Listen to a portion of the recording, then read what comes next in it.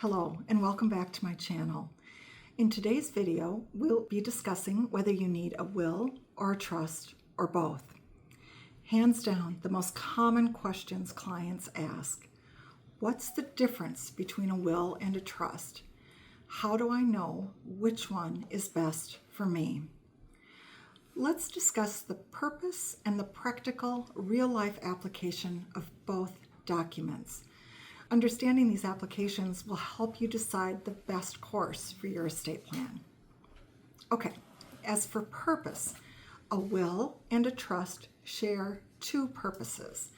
That is, one, to name the person you want to be responsible for handling your estate, and two, to transfer your assets to the persons you name after you pass away. And this is generally where the similarities between the purpose of a will and the purpose of a trust end. One very important purpose of a will is to name the desired guardian for any minor children who may survive you. A legal guardian will need to be appointed if both of the child's parents are deceased or if the surviving parent is unable, for whatever reason, to raise the children. In your will, naming the guardian gives the probate judge clear direction on how to proceed. Without such direction, the future guardianship of your children is outside of your control. Instead, there's uncertainty and the very real possibility of competing petitions for guardianships by different members of your family. Now, like a will, a trust does name the person responsible for administering your estate, and it does identify your beneficiaries. A trust can also serve many additional purposes. For today, let's focus on two of those purposes, which in many cases can make a trust superior to a will for many clients. Those two purposes are: one, avoiding a procedure in the probate court, and two, directing exactly how and when assets are distributed to your beneficiaries. First, avoiding probate. A very common wish among clients is to avoid probate. But what does this actually mean? Well, when a person dies, their real estate, their financial accounts, and their other assets do not just magically then belong to someone else. Rather, there has to be some way, some legal mechanism to transfer those assets. Probate is one such mechanism. Probate is sort of an umbrella term for various types of court proceedings. When there's a valid will, one type of probate court proceeding transfers the ownership of the decedent's assets to the persons identified in the will.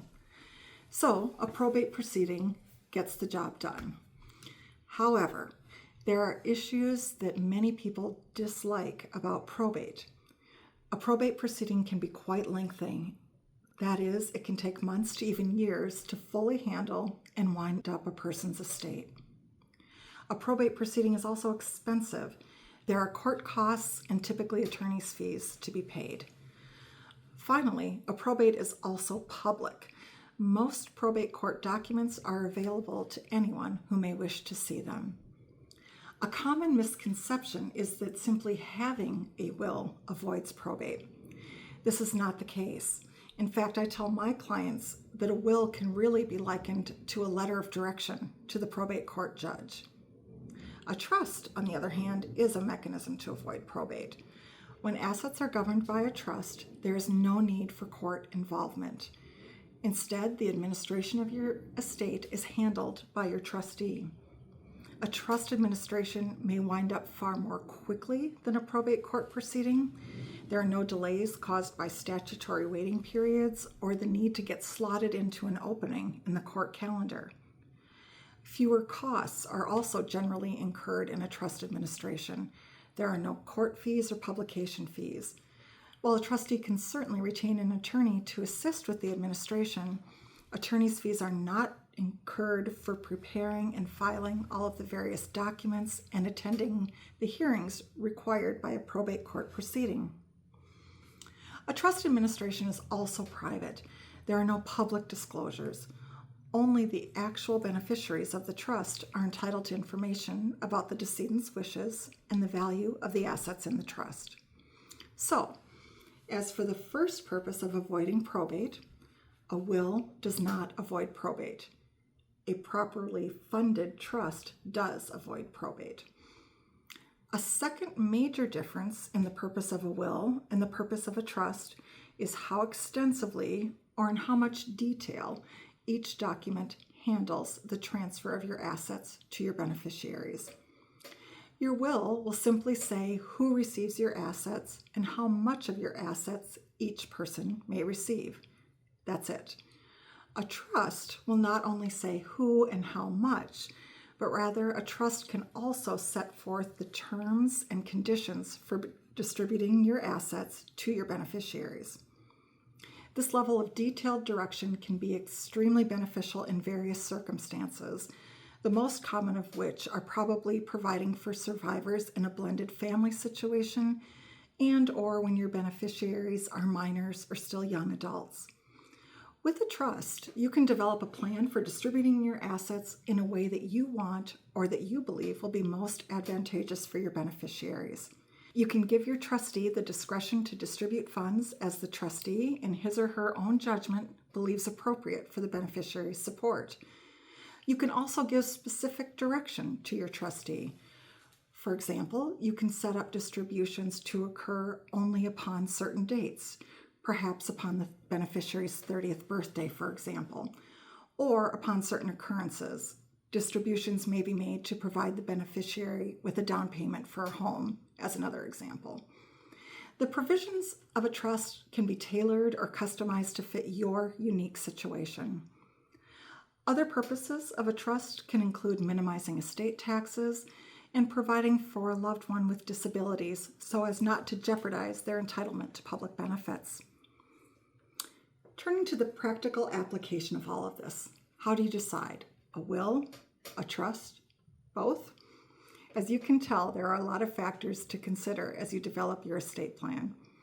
Ultimately, the decision on how to proceed will best be made after you've fully discussed your assets, your beneficiaries, your concerns, and your wishes with an attorney who understands estate planning. Consider how important avoiding probate is to you.